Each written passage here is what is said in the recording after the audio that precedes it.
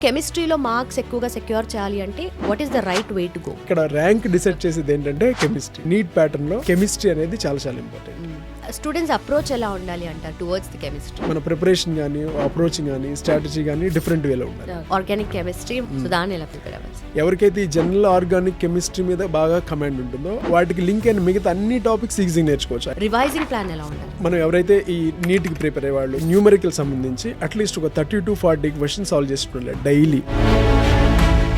Welcome to I dream. నా పేరు Lumbini. Medicine కి దారేది సిరీస్లో this the 3rd episode. So last time already చేసిన 2 వీడియోస్కి అమేజింగ్ రెస్పాన్స్ వచ్చింది. అండ్ అగైన్ చాలా మంది కామెంట్ సెక్షన్లో కెమిస్ట్రీ ఇంపార్టెన్స్ గురించి, సిగ్నిఫికెన్స్ గురించి, ఎలా మార్క్స్ని సెక్యూర్ చేసుకోవాలనే దాని గురించి చాలా కామెంట్స్ వచ్చాయి. సో దాని గురించి మనం సార్తో మాట్లాడదాం. Today we have IIT and NEET guru Jayakrishna garu. ఆయనతో మాట్లాడదాం. Hello sir. హలో అండి. సో లాస్ట్ టైం మనం చేసిన 2 వీడియోస్కి మంచి రెస్పాన్స్ వచ్చింది. అగైన్ కెమిస్ట్రీ గురించి చాలా డిస్కషన్లో ఉంది. సో కెమిస్ట్రీలో మార్క్స్ ఎక్కువగా సెక్యూర్ చేయాలి అంటే what is the right way to go? First of all chemistry గురించి ఎందుకు అంత డిస్కషన్, ఎందుకు కెమిస్ట్రీ ఇంపార్టెంట్ అంటే ఈ బయాలజీలో జనరల్గా physics, chemistry and botany, zoology. Biology ఎక్కువ థియరిటికల్గా ఉంటుంది, అందరూ ఈజీగా చేయగలరు. కొంచెం చదివేసుకుని గుర్తుపెట్టుకోవడం కొంతవరకు ఈజీనే. ఫిజిక్స్ కొంచెం మ్యాథమెటిక్స్కి రిలేటెడ్ ఉంటుంది. ఆ ఫార్ములాస్ అవన్నీ అప్లికేషన్ చేయడం బయాలజీ స్టూడెంట్స్కి కొంత ఇబ్బందిగా ఉంటుంది. బట్ ఇందులో మీడియంగా ఉండేది ఏంటంటే కెమిస్ట్రీ. కొంత థియరిటికల్గా ఉంటుంది, కొంచెం మ్యాథమెటిక్స్ ఉంటుంది. సో ఈ బయాలజీ కంటే కొంచెం టఫ్ అండ్ ఫిజిక్స్ కంటే ఈజీ ఉంటుంది. సో బయాలజీ అందరూ చేయగలరు కాబట్టి జనరల్గా అది ర్యాంక్ డిసైడింగ్ కాదు. ఫిజిక్స్ కూడా ఎక్కువ మంది చేయలేరు కాబట్టి అది కూడా ర్యాంక్ డిసైడింగ్ కాదు. సో ఇక్కడ ర్యాంక్ డిసైడ్ చేసేది ఏంటంటే కెమిస్ట్రీ. సో అందుకనే ఈ బయాలజీ లేదా నీట్ ప్యాటర్న్లో కెమిస్ట్రీ అనేది చాలా చాలా ఇంపార్టెంట్. అంటే ఒక గవర్నమెంట్ కాలేజీలో ఒక రీజనబుల్గా ఫ్రీ సీట్ రావాలి అంటే బయాలజీ అండ్ కెమిస్ట్రీ బెటర్గా చేయగలిగితే సరిపోతుంది. మనకి టాప్ కాలేజెస్ రావాలి, ఎయిమ్స్ అలాంటి వాటిలో సీట్ తెచ్చుకోవాలంటే కెమిస్ట్రీతో పాటు ఫిజిక్స్లో కూడా బెస్ట్గా ఉండాలి. సో అందుకనే కెమిస్ట్రీ అంత important. Okay. So students approach ఎలా ఉండాలి అంటారు టువర్డ్స్ ది కెమిస్ట్రీ? అంటే కెమిస్ట్రీలో మనం 3గా డివైడ్ చేయొచ్చు. కెమిస్ట్రీలో ఫిజికల్ కెమిస్ట్రీ అని, next organic chemistry, inorganic chemistry. 3 వింగ్స్కి మన ప్రిపరేషన్ కానీ అప్రోచింగ్ కానీ స్ట్రాటజీ కానీ డిఫరెంట్ వేలో ఉండాలి. సో ఫిజికల్ కెమిస్ట్రీ ఎలా ప్రిపేర్ అవ్వాలి సార్? ఫిజికల్ అంటే కొంచెం మ్యాథమెటిక్స్ రిలేటెడ్ ఉంటుంది. అంటే మెయిన్గా కొంచెం క్యాలిక్యులేషన్ పార్ట్ ఉంటుంది. ఈ బయాలజీ వాళ్ళు కొంత డిఫికల్ట్ ఫీల్ అవుతారు, అంటే ఆల్మోస్ట్ కొంచెం ఫిజిక్స్ లాగా. సో వీటి కోసమని ఆ క్యాలిక్యులేషన్ పార్ట్, ఆ మ్యాథమెటిక్స్ బేస్ మీద కొంచెం ఐడియా ఉండాలి వాళ్ళకి. ఎవరికైతే కొంచెం వీటి మీద ఆ ఈజీ ఉంటుందో వాళ్ళు ఫిజికల్ కెమిస్ట్రీలో ఈజీగా ఎక్సెల్ కాగలరు. అండ్ ఇంకొకటి ఇందులో ద మోస్ట్ ఇంపార్టెంట్ టాపిక్ ఏంటంటే మోల్ కాన్సెప్ట్ అని ఉంటుంది ఒకటి. ఈ మోల్ కాన్సెప్ట్ మిగతా అన్ని టాపిక్స్లో రెడాక్స్ రియాక్షన్స్ అని ఆర్ ఎలక్ట్రోకెమిస్ట్రీ అని అన్ని టాపిక్స్ కనెక్ట్ ఉంటుంది. కాబట్టి ఈ టాపిక్ మీద ఇలాంటి కనెక్టివిటీగా అయితే టాపిక్స్ ఉంటాయో ఫస్ట్ స్టూడెంట్స్ వాటిని ఐడెంటిఫై చేసుకోవాలి. వీటి మీద క్లారిటీ తెచ్చుకుంటే ఇది మిగతా టాపిక్స్ కూడా వస్తుంది కాబట్టి అవన్నీ కొంత ఈజీ ఉంటుంది. సో ఇంకొకటి ఏంటంటే ఫిజికల్ కెమిస్ట్రీలో ఉన్న జనరల్గా మిత్ ఏంటంటే నేను కాన్సెప్ట్ అన్నీ నేర్చుకుంటాను, ఆ తర్వాత న్యూమరికల్ చేస్తాను ఉంటుంది స్టూడెంట్కి. బట్ అలా చేయడం అనేది కొంచెం కష్టమే. వాళ్ళు కొంత కాన్సెప్ట్ నేర్చుకొని ఆ కాన్సెప్ట్ని అప్లై చేస్తూ కొన్ని న్యూమరికల్ చేసుకోవాలి. ఈ న్యూమరికల్ చేస్తూ ఉంటే క్లారిటీ పెరుగుతుంది. ఇప్పుడు అది ఎలా ఉంటుందంటే, ఫర్ ఎగ్జాంపుల్ మనం డ్రైవింగ్ నేర్చుకోవాలనుకుంటాం. నేను డ్రైవింగ్ మొత్తం పర్ఫెక్ట్ అయిన తర్వాత రోడ్డు మీదకి వస్తానంటే అలా ఎప్పటికీ రాదు.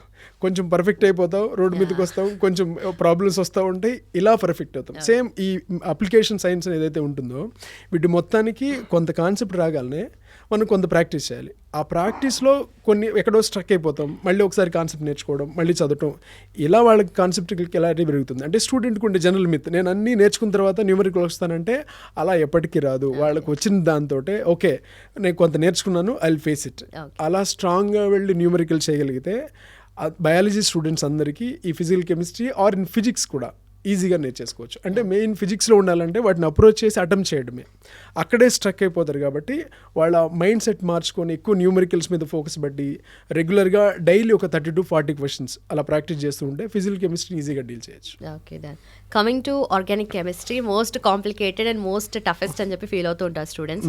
సో దాన్ని ఎలా ప్రిపేర్ అవ్వాలి? జనరల్గా ఆర్గానిక్ కెమిస్ట్రీ ఎందుకు టఫ్ ఫీల్ అవుతారంటే దాన్ని ఎక్కువ బైహార్ట్ చేయాలి, ఎక్కువ గుర్తుపెట్టుకోవాలనుకుంటారు. నిజంగా అలా బైహార్ట్ చేస్తూ గుర్తుపెట్టుకుంటే అది టఫే. బట్ అందులో గుర్తుపెట్టుకునేది చాలా తక్కువ ఉంటుంది, ఒక 1% అంతే ఉంటుంది. అది ఎక్కువ అండర్స్టాండింగ్, ఆ బేసిక్ మెకానిజం ఏంటి, అందులో రియాక్షన్ మెకానిజం అని ఉంటుంది.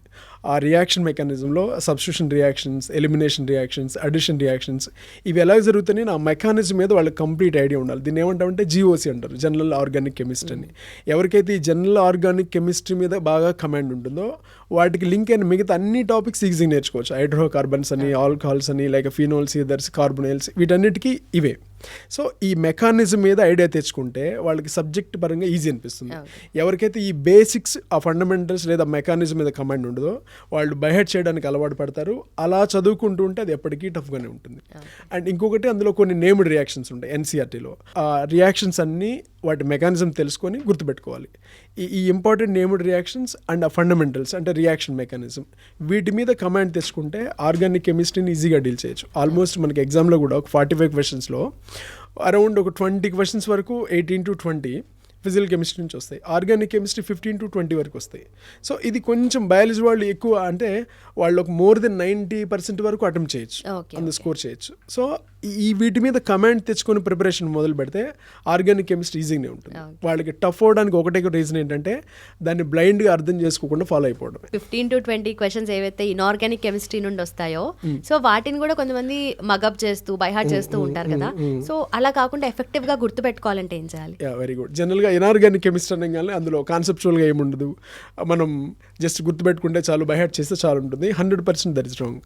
అండ్ ఇన్ఆర్గానిక్లో ఉండే టాపిక్స్ ఏంటంటే ఫస్ట్ మనకి పీరియాడిక్ టేబుల్ అని ఉంటుంది. ఆ పీరియాడిక్ టేబుల్లో టోటల్ ఇన్ఆర్గానిక్ కెమిస్ట్రీలో ఏ ఎలిమెంట్స్ ఉన్నాయి, అవి అంటే వాటిలో గ్రూప్స్లో ఎలా మారుతున్నాయి, పీరియడ్స్లో ఎలా మారుతున్నాయి, వాటి ప్రాపర్టీస్ ఏంటి, వీటన్నిటి మీద ఒక బేసిక్ ఐడియా ఉండాలి. అంటే ప్రతి ప్రాపర్టీకి అది ఎందుకు రీజన్, ఆ ప్రాపర్టీ ఎలా మారుతుంది, అలా మారడానికి రీజన్ ఏంటి, ఇలా ప్రతి ప్రాపర్టీకి రీజన్ తెలిసి ఉండాలి. ఇట్లా అన్ని ప్రాపర్టీస్కి మనం ప్రాపర్గా రీజనబుల్గా వాటిని తెలుసుకోగలిగితే వీటి అప్లికేషన్ మీద మిగతా బేస్ అయి ఉంటాయి. అంటే కెమికల్ బాండింగ్ అని, ఆఫ్టర్ దట్ మళ్ళీ D బ్లాక్, F బ్లాక్, ఈ టాపిక్స్లో వచ్చేవన్నిటికీ ఇవే రీజన్. సో ఫండమెంటల్గా ఈ periodic properties and chemical bonding ఇవి 2 టాపిక్స్ ప్రాపర్గా నేర్చుకుంటే అన్నీ రీజనబుల్గా ప్రతి దాన్ని కాన్సెప్చువల్గా నేర్చుకోగలిగితే మిగతావన్నీ వాళ్ళకి ఈజీ అనిపిస్తుంది. వీటి తర్వాత ఇంకొంచెం బాగా ఇంపార్టెంట్ అంటే కోఆర్డినేషన్ కాంపోనెంట్స్ అని ఉంటుంది. అందులో నుంచి ఆల్మోస్ట్ ఒక 3 to 4 క్వశ్చన్స్ వస్తాయి ఆ ఒక్క టాపిక్ నుంచే. అందులో ఈ కాంప్లెక్స్ ఎలా ఫామ్ అవుతుంది అవన్నీ ఉంటాయి. వీటికి రిలేటెడ్గా కొంచెం కనెక్టివ్గా ఉన్నవే. ఈ రీజన్స్ అన్నీ ప్రాపర్గా నేర్చుకుని దాన్ని అప్లై చేయగలిగితే ఆల్మోస్ట్ ఆ టాపిక్ కూడా వాళ్ళు ఈజీగా ఫీల్ అవుతారు. సో మెయిన్గా వాళ్ళు ఇబ్బందిగా ఫీల్ అవ్వడం రీజన్ ఏంటంటే ఎక్కువ గుర్తుపెట్టుకోవాలంటే ఎక్కువ గుర్తుపెట్టుకొని ఉందంటే మనం తక్కువ అర్థం చేసుకున్నాం అని వాళ్ళు అర్థం చేసుకోవాలి ఫస్ట్ ఆఫ్ ఆల్. సో ఈ విషయం మీద క్లారిటీ ఉంటే వాళ్ళు హ్యాపీగా సబ్జెక్ట్ని అర్థం చేసుకుంటారు. కొంచెం గుర్తుపెట్టుకోవడం ఈజీ అయిపోతుంది అప్పుడు అది కొంచెం ఉన్నా కూడా. సో అది మిస్ కాకుండా ఉంటే చాలు, వాళ్ళు హ్యాపీగా డీల్ చేయగలరు ఇన్ఆర్గానిక్ కెమిస్ట్రీని. సో ఓవరాల్గా క్రిస్ప్గా చెప్పాలి అంటే ఒక ప్రిపరేషన్ ప్లాన్ ఎలా ఉండాలి అండ్ రివైజింగ్ ప్లాన్ ఎలా ఉండాలి? మనం ఎవరైతే ఈ నీట్కి ప్రిపేర్ అయ్యేవాళ్ళు మేబీ రెగ్యులర్ కానీ లాంగ్ టర్మ్ కానీ ప్రతిరోజు ఈ న్యూమరికల్ సంబంధించి అట్లీస్ట్ ఒక 30 to 40 క్వశ్చన్స్ సాల్వ్ చేస్తుండాలి డైలీ. అంటే మనకి బాగున్నప్పుడు, బాగా అర్థమైనప్పుడు, లేదా హ్యాపీగా ఉన్నప్పుడు ఎక్కువ సాల్వ్ చేయడం, లేదా ఒక 1 week గ్యాప్ తీసుకోవడం, అలా ఉంటే ఈ కాంపిటేటివ్ ఎగ్జామ్స్ వర్కౌట్ కాదు.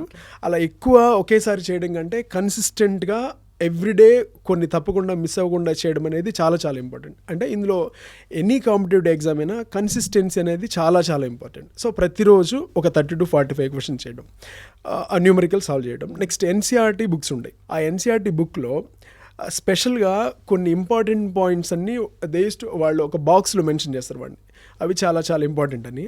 ఆ బాక్స్లో ఉండే పాయింట్స్ అన్నీ ఖచ్చితంగా మన బ్రెయిన్లో ఉండాలి. అది అంటే బుక్లో బాక్స్లో ఉందంటే అది మన బ్రెయిన్లో ఉండాల్సిన పాయింట్ అని మనం అర్థం చేసుకోవాలి. సో వాటిని క్లియర్గా అర్థం చేసుకోవడం, కొన్ని న్యూమరికల్స్ NCERT బుక్లోనే ఉంటాయి, ఆ న్యూమరికల్స్ అన్నీ సాల్వ్ చేయడం, అలాంటి మోడల్స్ వస్తాయి.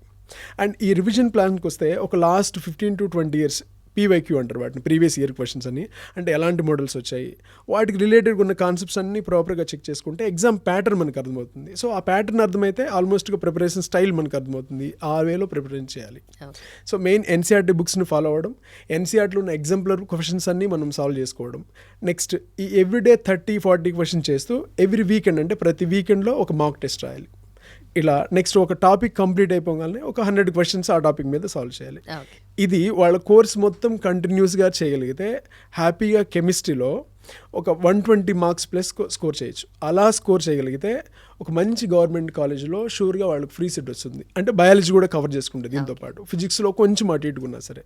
సో ఇవన్నీ ఈజీగా ఉంటాయి కాబట్టి దీని మీద బేస్ అయ్యే chemistry is the most important.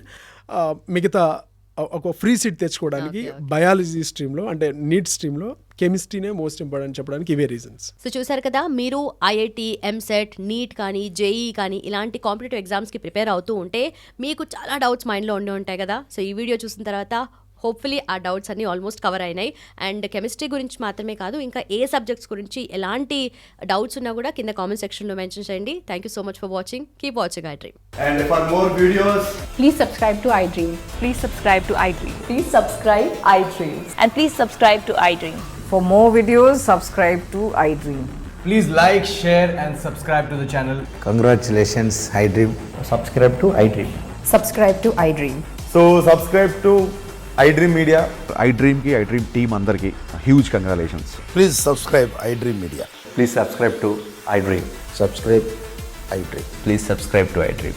iDream అంటే నా కళల ఛానల్ సబ్స్క్రైబ్ చేసుకున్న నోరు తిరుగుతలేదు, మీరైతే గంట గుర్తు కొట్టండి. For more such videos, please subscribe to iDream.